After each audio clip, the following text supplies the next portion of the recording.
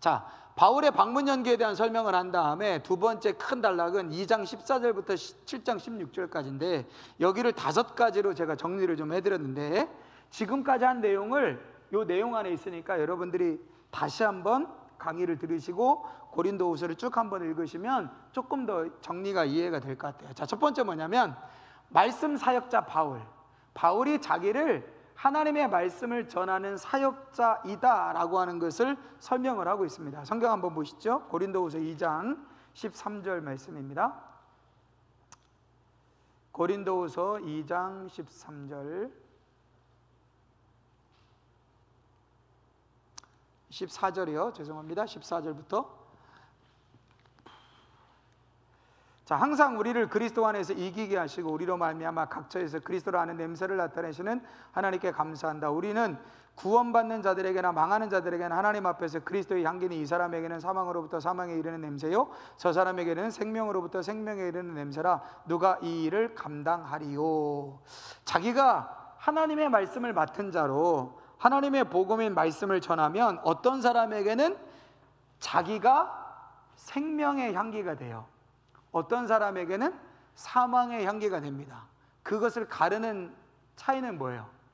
하나님의 말씀을 받아들이는 사람에게는 자신이 생명의 향기가 되는 거고, 자신이 전하는 말씀을 거부하는 사람에게는 사망의 향기가 되어지는 것이죠. 그러니까 사도 바울은 명확하게 뭘 얘기하냐면, 자, 십자가의 복음을 내가 전한다. 하나님이 내게 주신 십자가의 복음과 말씀을 전한다. 이 말씀을 전하면 딱 갈라진다는 거예요. 어떻게?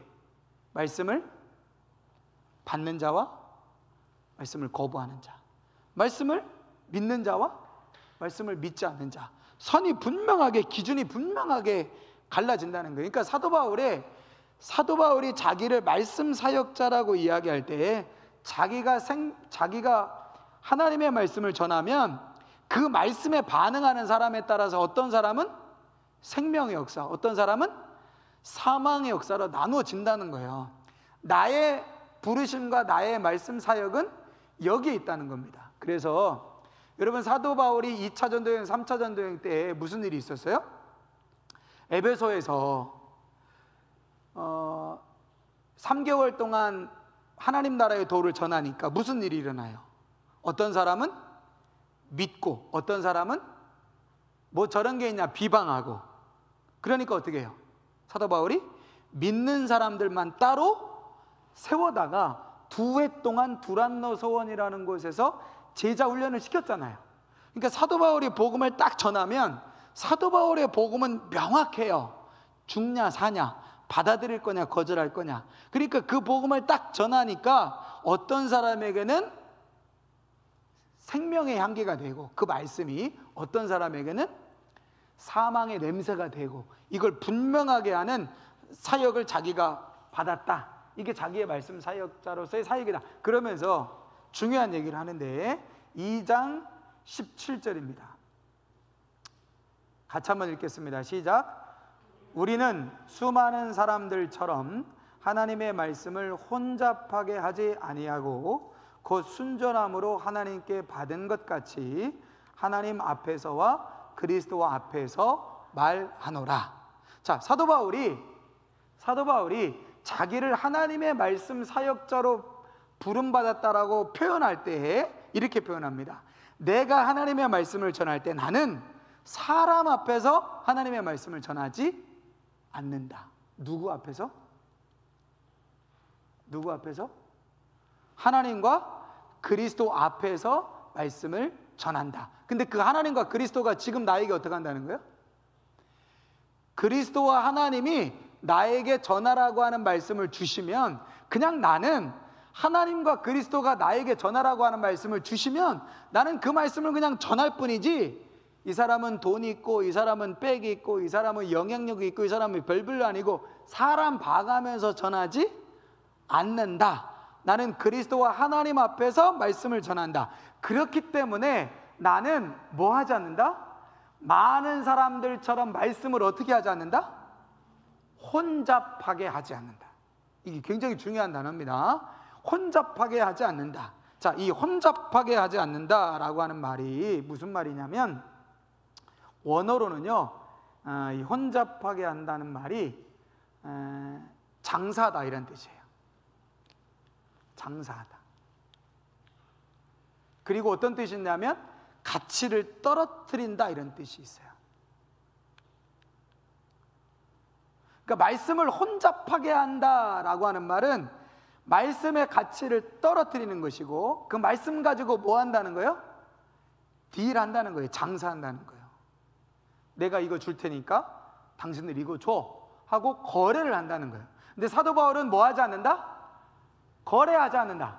장사하지 않는다. 가치를 떨어뜨리지 않는다. 누구 보고? 사람들 봐가면서 말씀을 전하면 그 말씀의 가치가 어떻게 된다? 떨어진다는 거예요. 장사하는 거라는 거예요. 그러면 사도 바울은 지금 간접적으로 누구를 공격하고 있는 겁니까? 슈퍼 사도들을 공격하고 있는 거죠. 사도 바울이 볼 때 이 슈퍼 사도들은 뭐 하는 사람들이에요? 기적과 이적을 행하는데, 그 기적과 이적을 행하는 건 좋은데 그 사람들에게 그들이 전하는 복음은 어떤 복음이에요? 말씀을 혼잡하게 하는, 말씀의 가치를 떨어뜨리는 복음이라고 말하고 있는 겁니다. 그래서 자기를 하나님의 말씀을 받은 말씀 사역자로 부르는데, 이 말씀 사역자라고 하는 태도의 중요한 건 뭐냐면 사람 앞에서가 아니라 하나님과 그리스도 앞에서 하나님의 말씀을 받은 것처럼 전한다라고 하는 겁니다. 자, 그러면서 3장 1절에서 4장 6절까지는 그렇다면 누가 진짜 직분자냐? 자, 이 사람들이 뭐라고 했다고요? 자기들을? 슈퍼 사도들이 고린도 교회에 와서 자기들을 뭐라고 소개했다고요? 사도라고 소개했어요. 왜? 누구의 추천을 받았기 때문에. 예루살렘의 사도들 누구겠어요? 아직 베드로가 안 죽었을 때니까 베드로 있었겠죠. 야고보는 순교했으니까 야고보는 없었겠죠. 요한이 있었겠죠. 그러니까 사도행전에 보면 6장 이후에, 6장에 있기 전까지는 예루살렘 교회에 있다가 스데반의 순교에 의해서 흩어지죠. 근데 예루살렘 교회에 누구만 남았어요? 사도들만 남고 7 집사와 초대교회 성도들이 많이 흩어져 가지고 사마리아 여기저기로 흩어졌어요. 그런데 그렇게 흩어졌을 때도 사도들은 어디를 지키고 있는 거예요? 예루살렘 교회를 굳건하게 지키고 있는 거예요. 그러니까 모든 그 사역의 공신력은 어디에서 나오느냐? 예루살렘 교회에 있는 사도들에 의해서 나온 거예요. 그래서 사도행전 15장이 예루살렘 공의회잖아요. 이방인들이 복음을 받아들이면 어떻게 되느냐? 그래서 할례는 안 해도 되지만 음행하지 말 것, 목매어 죽인 거 먹지 말 것, 피채 먹지 말 것, 이런 거를 예루살렘 공회에서 딱 회의를 결정하잖아요. 그 회의의 결정을 누가 한 거냐면 사도들이 한 거죠. 그런데 그 사도들이 추천해 준 사도라고 예루살렘 교회에 와서 자기를 뭐라고 소개하냐면 예루살렘에 있는 사도들의 추천을 받은 사도다, 이렇게 말하는 거예요. 그러면 직분 중에 가장 어찌 보면 최고의 직분이 뭐예요? 사도의 직분이잖아요. 그러니까 이 사람들은 지금 자기를 뭐라고 말하냐면 사도라고 말하고 있는 겁니다. 그래서 사도 바울이 이제 따져보는 거예요. 그래? 너희들을 방문했던 그 예루살렘에서 왔다고 하는 사도들이 사도라고 말하는데 진짜 직분자가 누군지 한번 따져보자. 그거를 이제 3장과 4장 초반에서 이야기하는 겁니다. 자, 그러면서 이제 뭐라고 얘기하냐면, 자, 3장 보세요. 3장 6절 한번 같이 보실래요?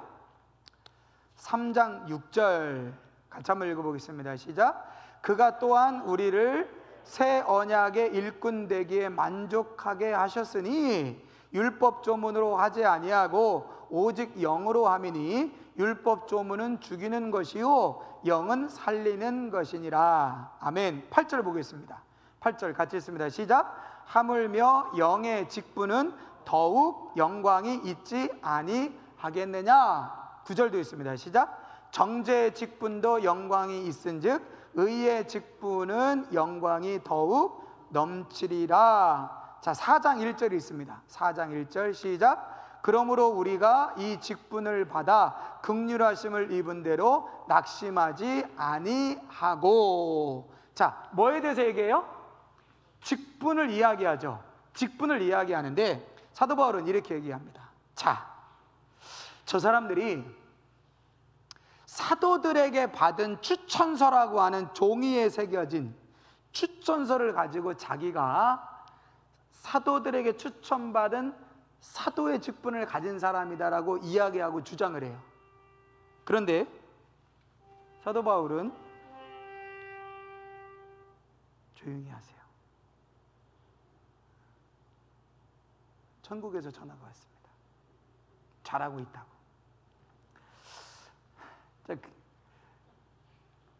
그러니까 종이 쪽짜리 하나, 추천서 누가 써줬어요? 예루살렘의 사도들이 써준 종이 쪼가리 하나, 그 추천서를 가지고 고린도 교회에 이들이 내밀고 있습니다. 근데 사도 바울이 이렇게 얘기하는 거예요. 자, 그들이 받은 종이에 새겨진 추천서하고 나는 하나님이 영으로 나에게 주신 직분이 있다. 그래서 나는 의의 직분이고 새 직분이고 영의 직분이다. 저들은 마치, 그러니까 이걸 비교하는 거예요. 여러분, 율법은 어디에 새겼어요? 율법이 처음에 어디에 새겼죠? 최초의 율법은 어디에 새겨졌습니까? 돌에 새겨졌죠. 모세가 돌을 가지고 올라가서 하나님이 직접 새기셨잖아요. 그 돌에 새겨진 율법이 어디에 새겨집니까? 나중에는 짐승의 가죽에 새기겠죠? 그죠? 그리고 시간이 더 지나면 종이에 새겼겠죠. 그래서 율법은 돌에 새겨졌어요. 근데 예레미야 말씀에 보니까 예레미야 말씀에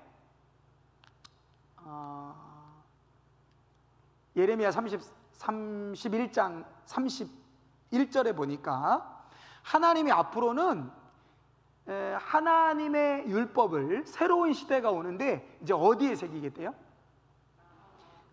너희 마음에 새기겠다. 무엇으로?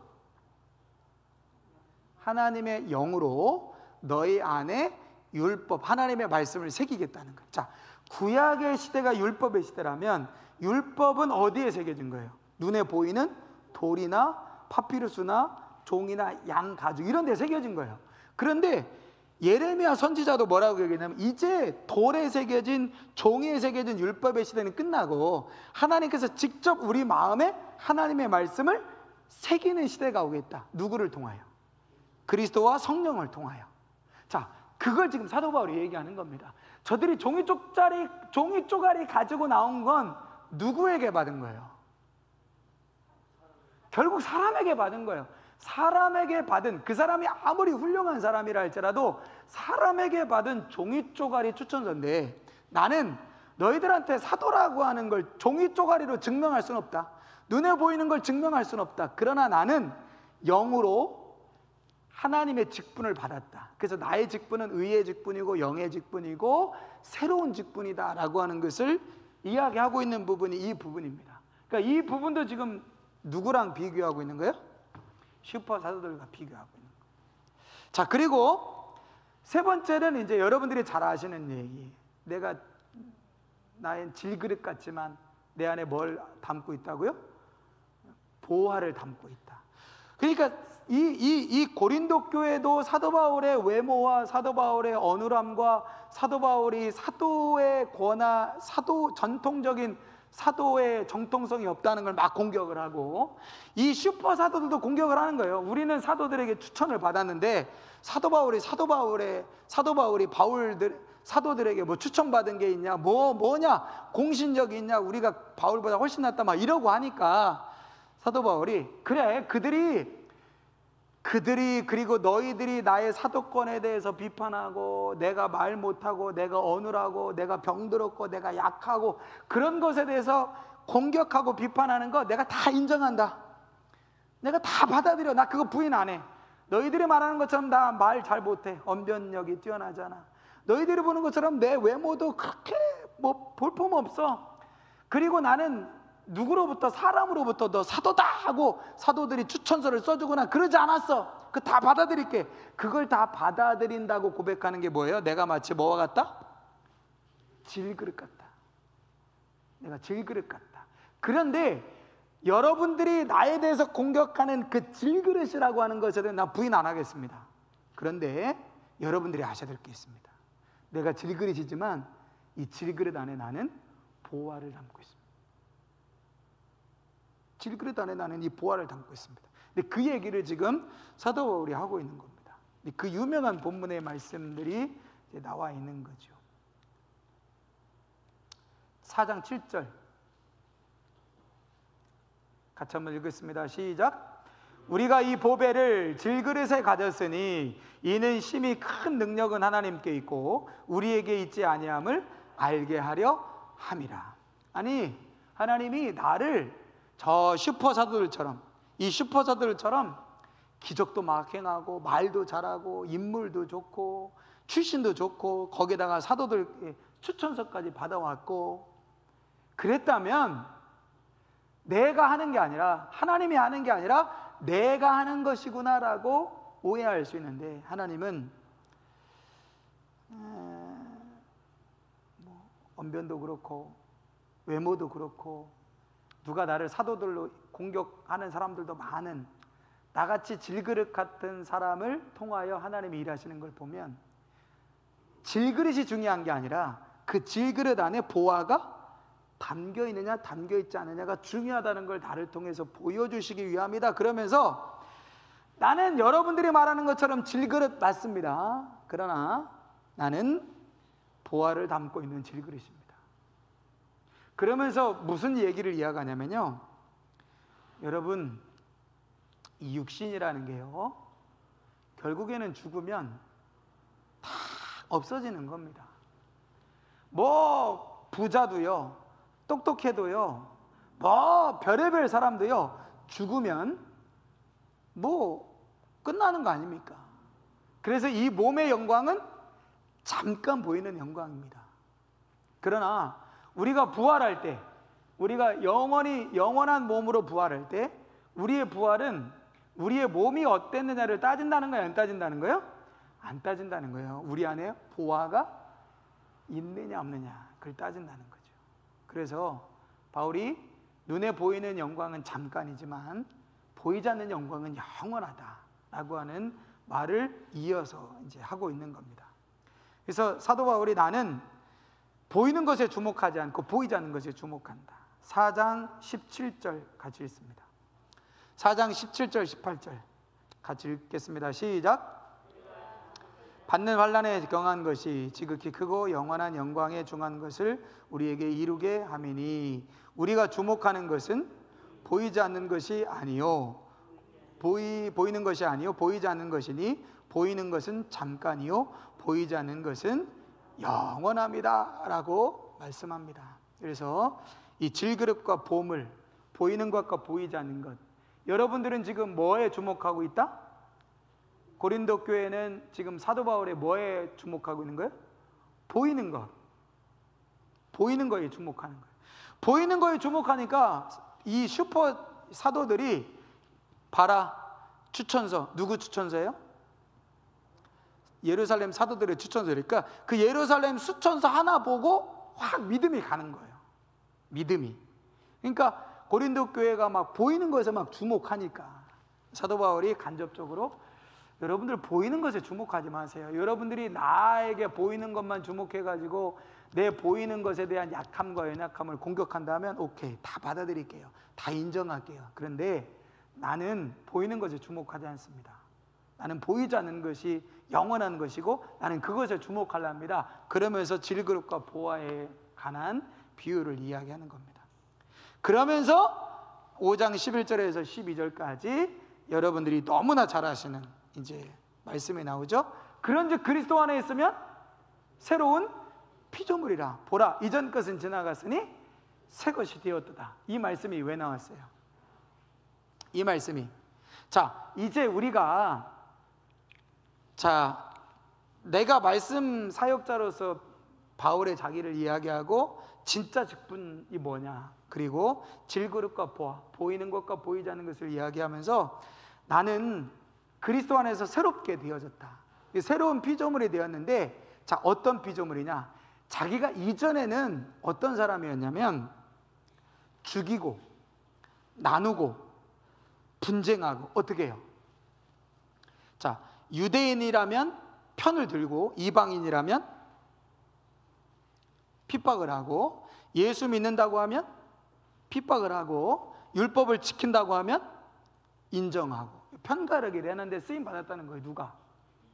바울이 이전에는, 새로운 그리스도 안에서 새로운 피조물이 되기 이전에는 어땠느냐? 편을 나누고, 유대인과 이방인 편을 나누고, 율법을 지키는 자와 그리스도를 믿는 자를 편을 나누고, 이렇게 편을 나누고 죽이는 일에 앞장섰는데, 사도 바울이 이제는 자기가 그리스도 안에 새로운 피조물이 됐다는 거예요. 그러면서 무슨 직분을 새로 받았대요? 무슨 직분? 성경 같이 보시죠. 5장 18절입니다. 5장 17절 18절 같이 한번 읽겠습니다. 시작.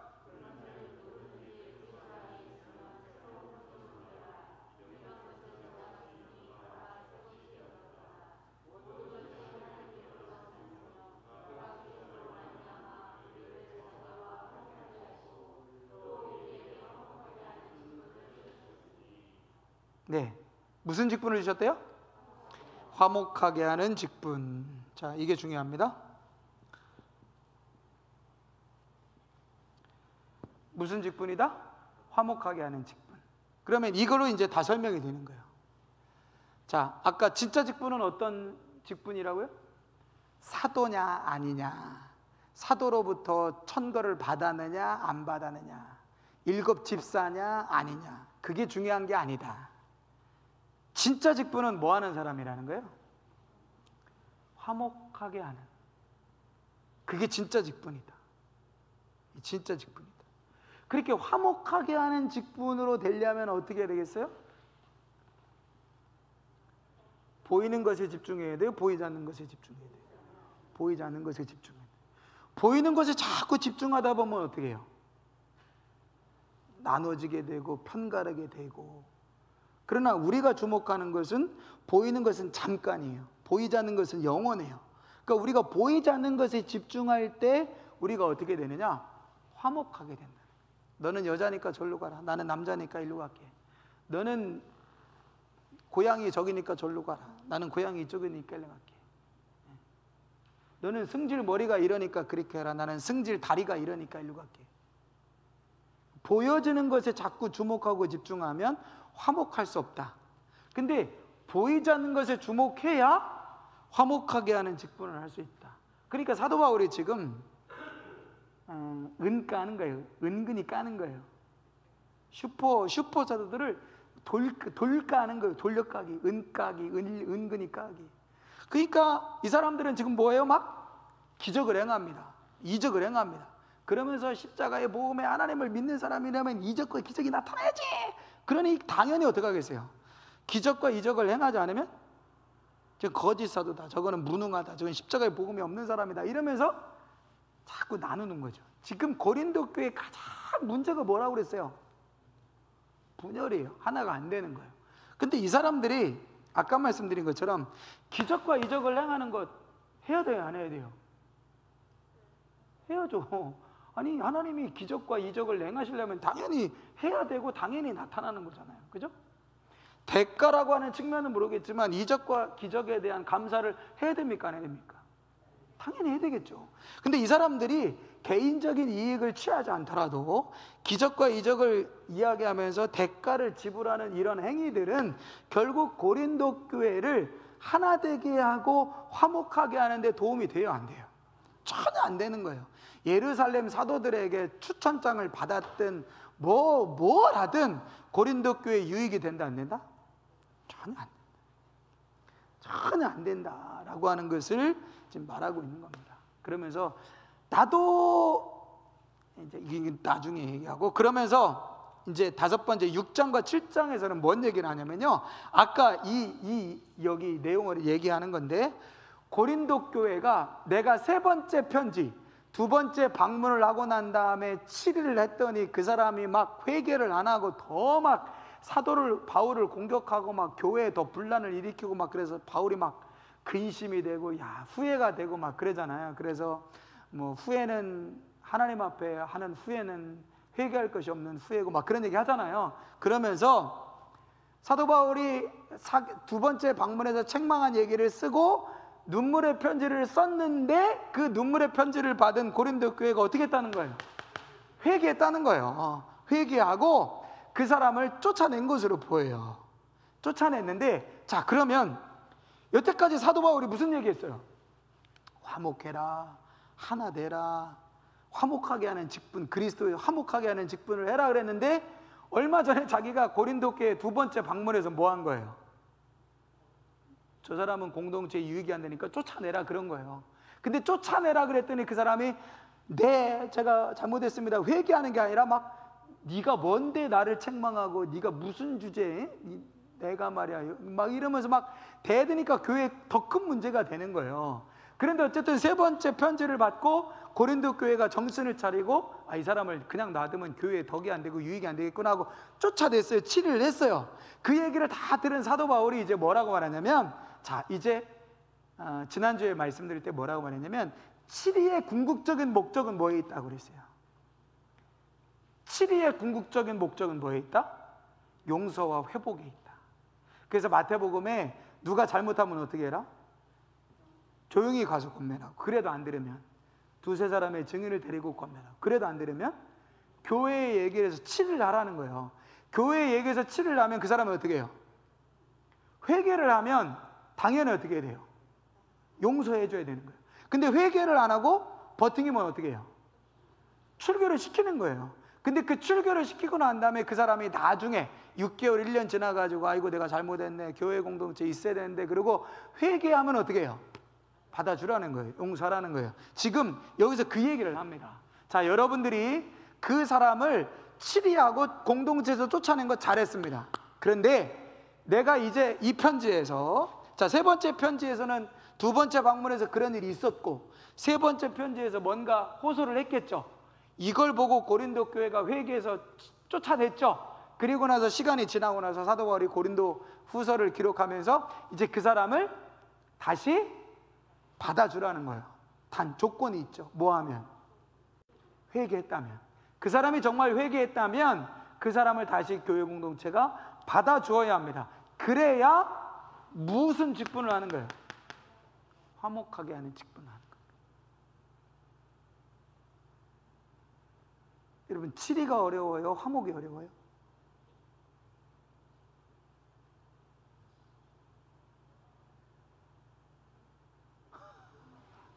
치리가 어려워요? 화목이 어려워요? 김주록 권사님이 교회에 막 분란을 일으켜서 내가 조용히 찾을, 권사님 그렇게 하시면 안 됩니다. 제가 왜 그렇게 하면 안 됩니까? 어휴, 무서워라. 그래서 하경희 권사님, 박호성 권사님 데리고 증인을, 권사님 그렇게 하시면 안 됩니다. 왜 저한테만 그러십니까? 그래서 교회에다가 딱 얘기를 하죠. 김준호 권사님 안 되겠습니다. 말을 안 듣습니다. 교회에 막 해를 끼칩니다. 이런 교회 뭐 교회가 여기만 있습니까? 그리고 나갔네요.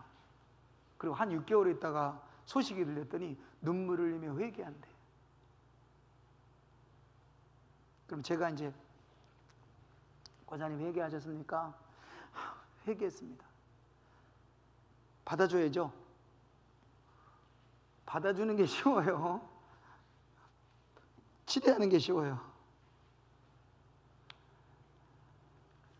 한 번 아니면 아니요. 그때 말을 들었어야지. 한 번 아니면 아니라니까. 끝난겨. 그러니까 이제 이 화목하게 하는. 근데 이 전제 조건이 있다는 거예요. 반드시 뭐 해야 된다? 회개해야 된다. 회개와 화해, 이걸 통하여 화목하게 하는 직분을 만들어요. 그러니까 이 화목하게 한다는 게 그냥 어떤 죄든 어떤 불날이든 어떤 문제든 그냥 화목하게만 하면 된다. 네가 좀 잘못했어도 그냥 덮어라, 덮어이 없던 걸로 쳐이, 그냥 하나 되는 게 중요해. 이렇게 하는 게 화목이 아니라는 거예요. 그랬다면 예수님이 뭐 하셨을까요? 십자가에 안 죽으셨어요. 아니, 죄를 위하여 예수님이 십자가에 죽으셨으니까. 아니, 잘못을 하는데 뻔히 잘못하고 그냥 놔두면 안 되는데 애들이 막 버르장머리 없이 군단 말이에요. 그러면 괜히 혼나면 시끄러울까 봐 아이고 괜찮아, 그래 괜찮아 이렇게 하면 안 된다는 거예요. 어떻게 해요? 홍군을 확 어디서 확 해서 아주 빡 한 다음에 그 다음에 어떻게 해야 돼요? 아카지키 발라주라는 거죠. 이렇게 잘못했지? 엄마 잘못했어요. 에이, 그래 실수할 수 있지만 다시는 그러지 않아야 된다. 네 엄마 그래 알았어. 아이고 사랑하는 애기 다시는 그러지 마. 그러라는 거죠. 아카지키 발라주라는 거예요. 회초리 때리는 게 쉬워요? 아카지키 발라주는 게 쉬워요? 회초리 때리는 게 훨씬 쉽다. 그래서 어쨌든 화목하게 하는 직분을 하는 것이 어떤 것인가, 이걸 아주 사도 바울은 고린도 후서에서 명확하게 설명을 하고 있는데, 이런 문제에 대한 배경을 가지고 고린도 후서를 읽어야 되고, 여러분들이 알고 있는 우리가 흔히 뭐 그리스도 안에 새로운 피조물이다라고 하는 말씀이라든지, 보이는 것은 잠깐이고 보이는 것은 잠깐, 보이지 않는 것은 영원하다, 이런 말씀들이 이런 배경하에서 나왔던 말씀이다라고 하는 걸 여러분들이 좀 이해하시고, 한 구절 한 구절 여러분들에게 익숙한 본문을 다시 한번 되새기면 이제 흐름이 좀 더 명확해질 것 같고요. 그리고 난 다음에 사도 바울이 이제 예루살렘을 위한 연보에 관한 이야기를 합니다. 헌금 얘기를 해요. 그래서 8장과 9장에서 예루살렘 교회를 향한 연보를 여러분들도 해야 됩니다. 고린도 교회 성도들이요, 여러분들도 예루살렘 교회 연보를 해야 됩니다라는 이야기를 해요. 근데 사도 바울이 이 이야기를 할 때 조심스러울까요? 당당할까요? 조심스러워요. 왜요? 네, 슈퍼 사도들이 뭐 했어요? 기적과 이적을 행하면서 헌금을 요구했다고요. 대가를 요구했다고. 사도 바울이 고린도 교회에서 1년 6개월 동안 사역을 하면서 사사로이 고린도 교회에게 헌금을 요구했다 안 했다? 안 했다. 그런 사도 바울이 예루살렘 교회가 지금 어려움을 당하고 있으니까 그들을 위한 구제헌금을 여러분들도 하셔야 됩니다 하려고 하다 보니까 조심스러워요, 안 조심스러워요? 조심스러워요.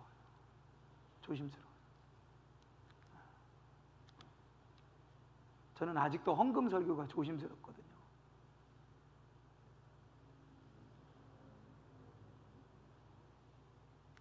해야 되겠죠? 해야죠. 당연히 해야죠. 근데 이제 조심스럽게 합니다. 어쨌든 이 사도 바울이 지금 이 8장 9장에 예루살렘 교회를 위한 연보를 이야기할 때 사도 바울이 지금 굉장히 조심스럽겠다라고 하는 걸 여러분들이 이해하시면서, 자, 연보에 대한 원칙 몇 가지를 이야기를 합니다. 연보에 대한 원칙 몇 가지를 이야기하는데, 그 첫 번째가 뭐냐면 굉장히 중요한 문제가 이거예요. 자, 여러분 한번 생각해 보세요. 왜 연보를 요구할까? 사도 바울에게 있어서 연보는 뭐죠? 헌금은 뭐죠? 사도 바울에게 있어서 헌금은 어떤 의미일까요? 네? 어려운 교회를 도와주는 것. 또요, 사도 바울은 어떤 의미에서 이 고린도 교회에게 연보를 요구를 했을까요? 그러니까 사도 바울이 생각하는 헌금, 사도 바울이 생각하는 연보는 어떤 의미일까요?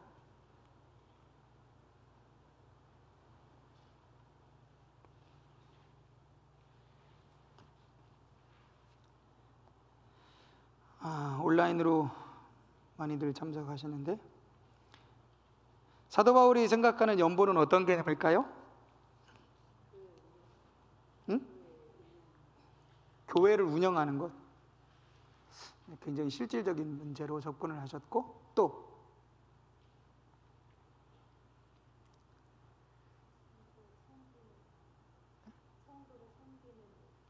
성도를 섬기는 일, 성도를 섬기는 일이다. 그럼 여러분들은 연보를 왜 하십니까?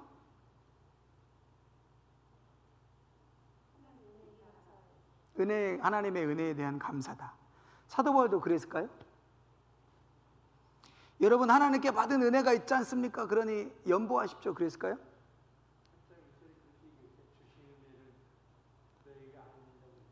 주신 은혜를 너에게 알리는 것이다. 근데 이게 굉장히 이제 고린도 후서에서 중요한 개념인데요. 자, 사도 바울은 이렇게 연보에 대해서 이렇게 생각했어요. 자, 이방인이 복음을 믿고 예수를 믿으면 할례를 해야 돼요, 안 해야 돼요? 할례를 해야 돼요, 안 해야 돼요?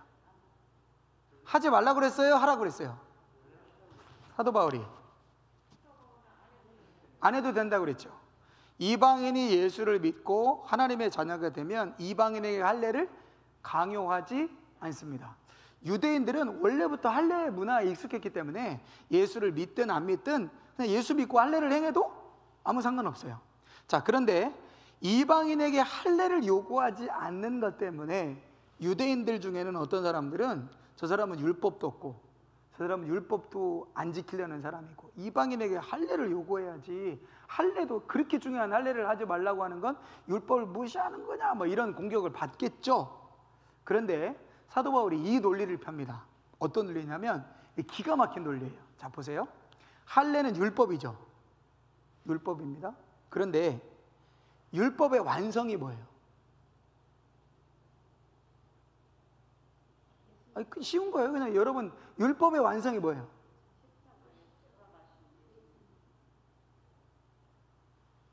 아니, 율법의 완성은 뭐예요?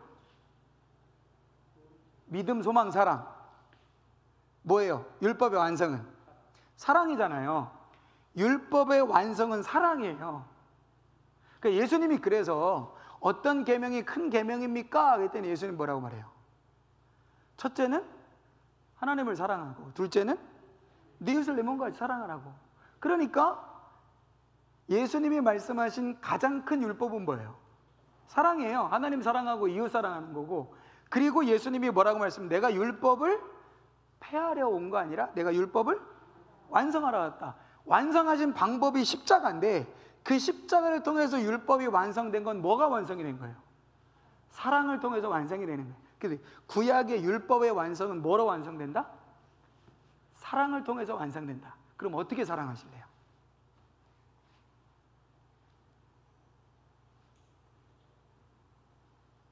응? 어떻게 사랑하실래요? 에? 그렇죠. 물질을 통해서 사랑하라는 거예요. 그러니까 고린도 교회 성도들에게 이렇게 말합니다. 고린도 교회에 이방인들이 많을까요, 없을까요? 이방인들이 많겠죠.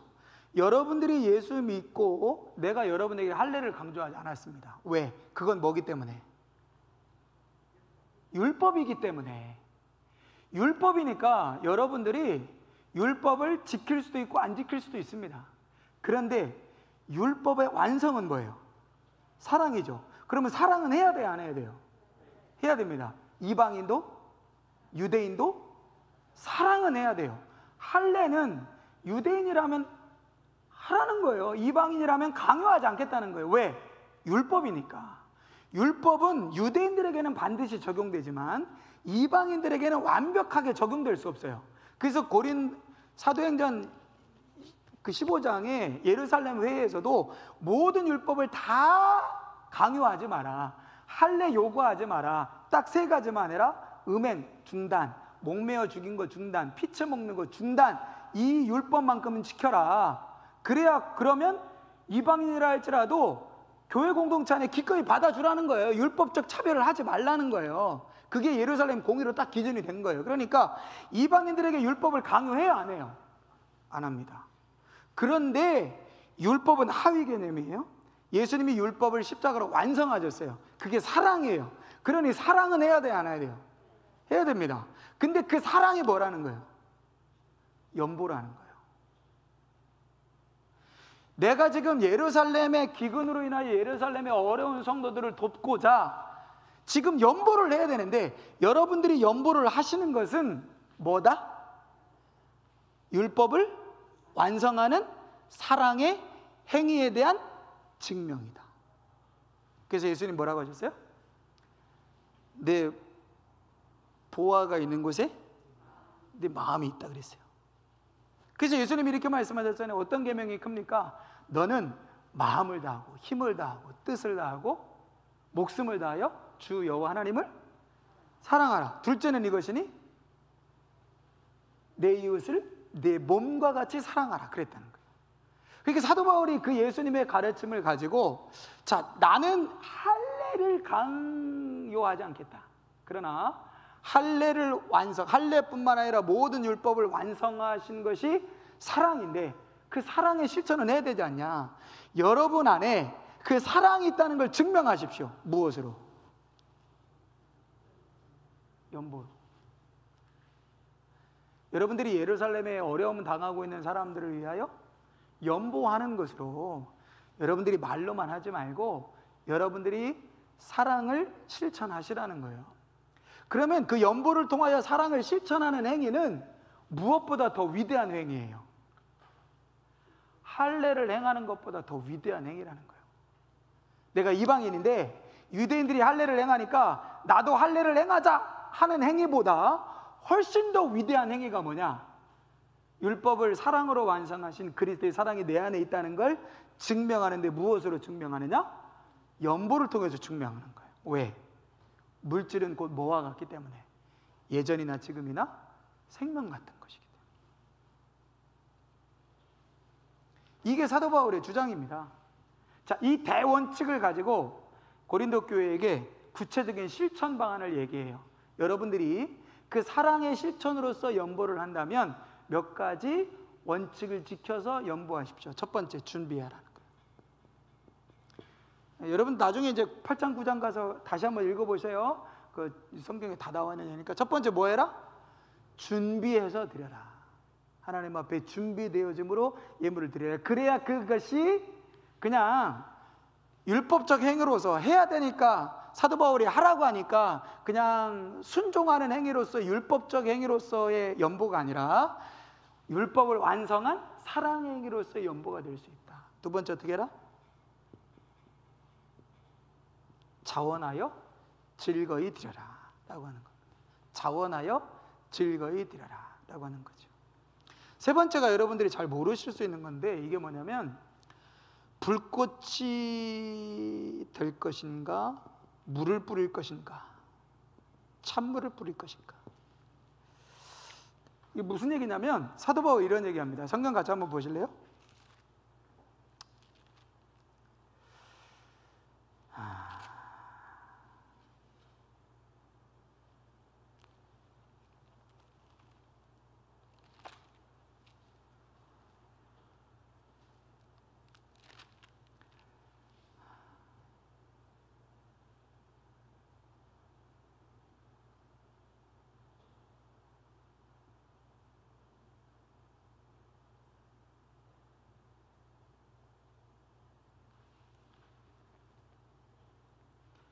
구 9장 2절입니다.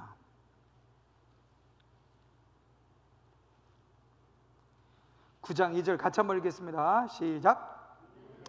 너희의 원함을 알미라. 내가 너희를 위하여 마게도냐인들에게 아가야에서 1년 전부터 준비하였다는 것을 자랑하였는데 과연 너희의 열심이 더 많은 사람들을 분발하게 하였느니라. 자, 너희의 열심이 어떻게 해요? 다른 사람을 분발하게 한다는 거예요. 그러니까 내가 열심을 내니까 다른 사람들이 어떻게 해요? 다른 사람도 따라서 열심히 낸다는 거예요. 그러니까 이 연보라고 하는 것이 불꽃이 될 수 있다는 거예요.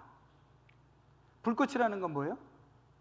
불을 탁 튀기면 불이 확 타오르잖아요. 그죠? 그러니까 내가 하나님 앞에 자원하여 즐거이 연보를 드리는 이 사랑의 실천의 행위가 다른 사람에게 자극이 된다는 거예요. 불꽃이 된다는 거죠. 자, 이건 뭘 의미할까요? 구체적으로 예를 들면 이런 겁니다. 제가 가난해요. 제가 소득이 별로 없어요. 근데 제가 소득이 별로 없는데 제가 정말 그리스도의 사랑을 실천하는 행위를 내가 해야 되겠다. 연보를 드림으로. 근데 연보를 했어요. 그러면 내가 가난하고 내가 소득이 별로 없는 사람이 연보를 하면 주변에 나보다 형편이 나은 사람들은 어떻게 생각할까요? 에이, 지 살림도 못하면서 뭐 저렇게 헌금을 많이 한디야. 짜증나게. 이러면 되겠어요? 안 되겠어요? 야, 저 사람도 저렇게 하는구나. 저 사람도 저렇게 하는구나. 불꽃이 된다는 거죠. 근데 그 불꽃의 역할을 누가 했다는 거예요? 마게도냐 교인들이. 아까 얘기했던 빌립보 교회. 그래서 우리가 이제 빌립보서 했죠? 빌립보서 공부했잖아요. 빌립보 교회하고 사도 바울의 관계가 굉장히 좋았던 이유 중에 하나가 뭐냐면, 빌립보 교회 성도들은 자기의 형편적으로 보면 고린도 교회나 에베소 교회나 이런 데가 훨씬 더 나았어요. 근데 빌립보 교회는 정말 즐겁게 자원함으로 기꺼이 사도 바울을 사역을 위하여, 하나님 나라를 위하여 연보할 줄 알았거든요. 그것이 많은 주변의 지역들에게 동기부여가 된 거예요.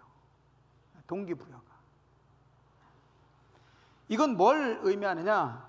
그러니까 형편대로 하는 것도 중요하지만 하나님이 때로는 우리에게 뭐 하게 하신다? 불꽃이 되게 하신다. 불꽃이 되게 하신다. 반대로 돈 좀 있는 사람이, 사실 돈 좀 있는 사람이 헌금을 많이 합니까? 없는 사람이 많이 합니까? 케이스 바이 케이스, 사람마다 다 틀리긴 한데 돈 많다고 헌금을 많이 하는 건 아닌 것 같아요.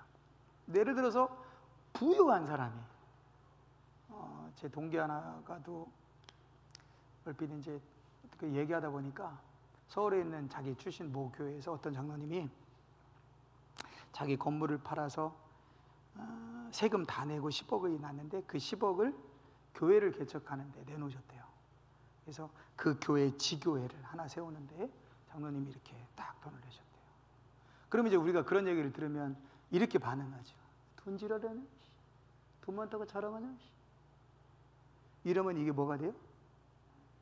시기와 질투가 되죠. 이야, 대단하다. 100억 있는 사람에게 10억은 굉장히 큰 돈입니다. 10,000원 있는 사람에게 1,000원도 물론 큰 돈이지만, 여러분 100만 원 벌 때 10만 원 11조 하는 게 쉬울 것 같으세요? 1,000만 원 벌 때 100만 원 11조 하는 게 쉬울 것 같으세요? 안 벌어봐서 잘 모르겠는데 1억 벌었을 때 1,000만 원 11조 하는 거 쉬울 것 같으세요? 어렵습니다. 어떻게 아는 줄 아세요? 월급 받으면 11조 해요. 근데 집 팔고 땅 팔으면 11조 안 합니다. 집 팔아서 3억 생겼는데 11조 3천만 원 안 한다니까요? 땅 팔아서 10억 생겼는데 1억 11조 하는 분? 흔하지 않아요. 1,000만 원 월급 받으면 100만 원 11조 하는 사람은 있어요. 그러니까 부유한 사람이 하나님 앞에 연보하는 것은, 야, 저렇게 할 수 있는 게 대단하다. 나도 저렇게 하고 싶다. 불꽃이 되잖아요. 없는 사람이, 가난한 사람이 없는 중에서 연보를 하면, 아, 저 사람도 저렇게 하는데 나도 해야 되겠다. 불꽃이 되는 거죠. 그러니까 이 사랑이라고 하는 것은, 그냥 연보라고 하는 것은 그냥 헌금을 하느냐, 그냥 일반적 그냥 해야 되니까 하는 것으로, 뭐 율법적 행위로 11조 율법에 명령되어 있으니까